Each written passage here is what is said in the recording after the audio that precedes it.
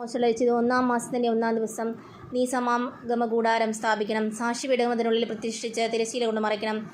മേശ കൊണ്ടുവന്ന് അതിൻ്റെ ഉപകരണങ്ങളെല്ലാം അതിനുമേൽ ക്രമപ്പെടുത്തി വയ്ക്കണം.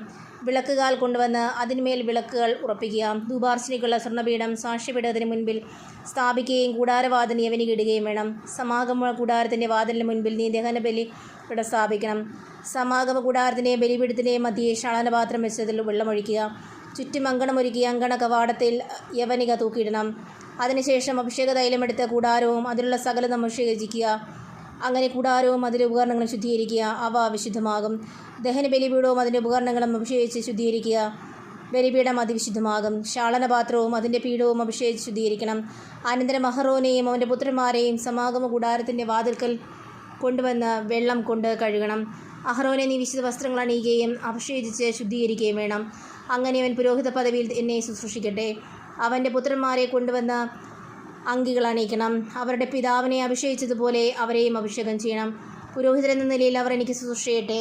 അവരുടെ അഭിഷേകം അവരെ തലമുറകളിലൂടെ നിലനിൽക്കുന്ന നിത്യപൗരോഹിത്യത്തിൽ ഭാഗഭാക്കുകളാക്കും. മോശ അപ്രകാരം പ്രവർത്തിച്ചു. കർത്താവ് തന്നോട് കൽപ്പിച്ചതെല്ലാം അവൻ അനുഷ്ഠിച്ചു. 2-ാം വർഷം 1-ാം മാസം 1-ാം ദിവസം കൂടാരം സ്ഥാപിക്കപ്പെട്ടു. മോശ കൂടാരമുയർത്തി അതിൻ്റെ പാദകുടങ്ങൾ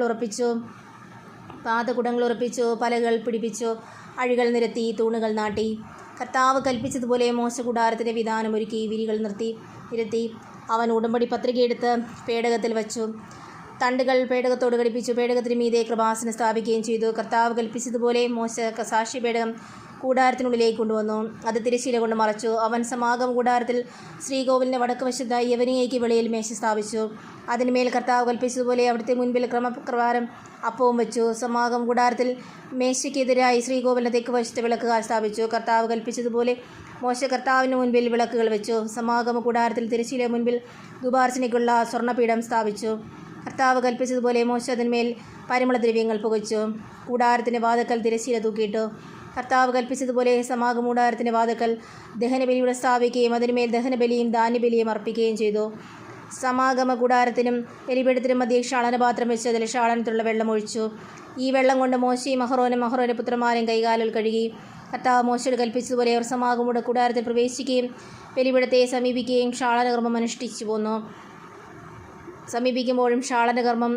പോന്നു. അവൻ കൂടാരത്തിനും ബലിപീഠത്തിനും ചുറ്റും അങ്കണമുണ്ടാക്കി. അങ്കണ കവാടത്തിൽ യവനിയിട്ടു.